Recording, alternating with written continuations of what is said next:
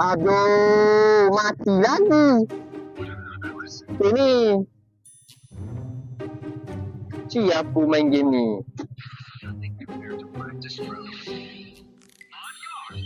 Assalamualaikum ni. Ya, Waalaikumsalam ni. Tengah main ML.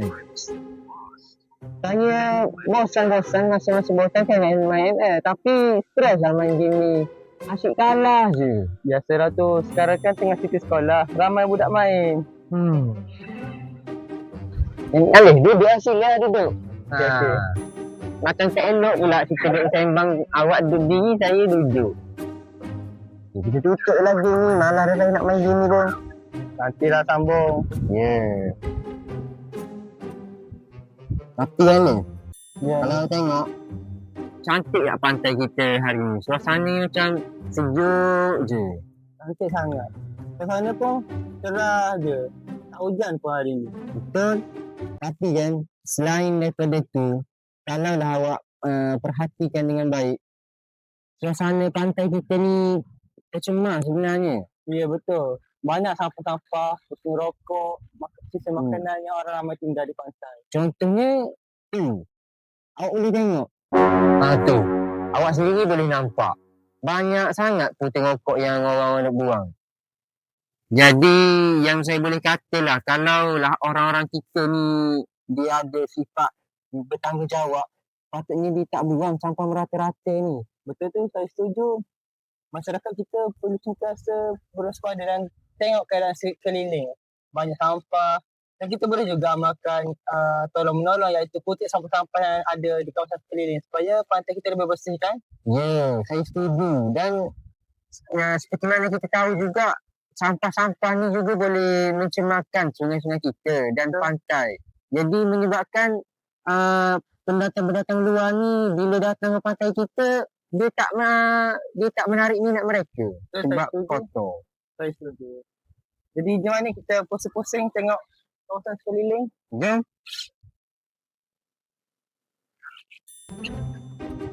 Banyaknya lah sampah kat pantai ni kan.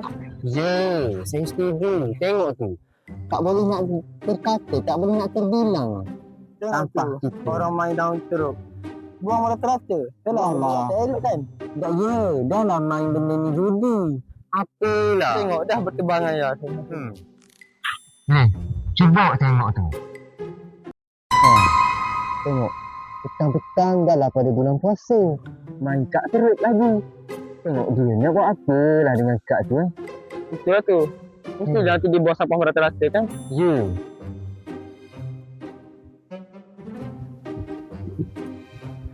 Sana main benda ni. Tengok tu ni. Betul lah dia buang sampah rata-rata. Cuba pergi tegur dia. Mungkin dia dengar. Tak boleh ni. Dia dah cegah benda ni. Assalamualaikum bang. Salam. Ya ada apa tu? Maaflah mengganggu. Tapi saya nak tanyalah. Kenapa abang buang sampah merata-rata? Ada ke? Maaflah saya tak perasan. Hei, saya rasa tadi saya tengok abang buang kad lah. Abang tak rasa ke? Mungkinlah benda ni saya silap. Tapi saya rasa kalau sampah yang abang buang tu boleh mencemarkan pantai kita lah. Oh, iya ke? Maaflah, kadang-kadang saya pun tak perasan. Tak boleh ni bang. Abang tak boleh buat benda macam ni bang. Tapi tak mengapa bang. Saya ni pun saya nak tegur je. Sebab kita kena bersatu teguh bercerai roboh lah orang kata. Untuk menjaga kebersihan pantai kita ni. Baiklah, terima kasih.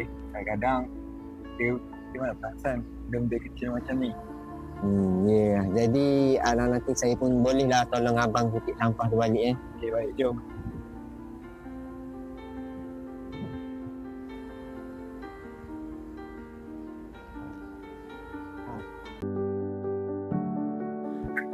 Jadi pengajaran yang boleh kita ambil daripada situasi ini ialah kebersihan pantai ialah tanggungjawab kita bersama. Jadi eloklah untuk kita jaga, sayangi dengan cara tidak membuang sampah merata-rata. Okey, baik, untuk kebersihan pantai. Selain itu juga kita lebih baiklah untuk kita menegur sesuatu kesalahan dengan cara yang betul. iaitu dengan menegur dengan baik, beri penegasan dan menasihati agar orang tersebut dapat menerima dengan hati yang terbuka dan dapat mengamalkannya untuk masa akan datang.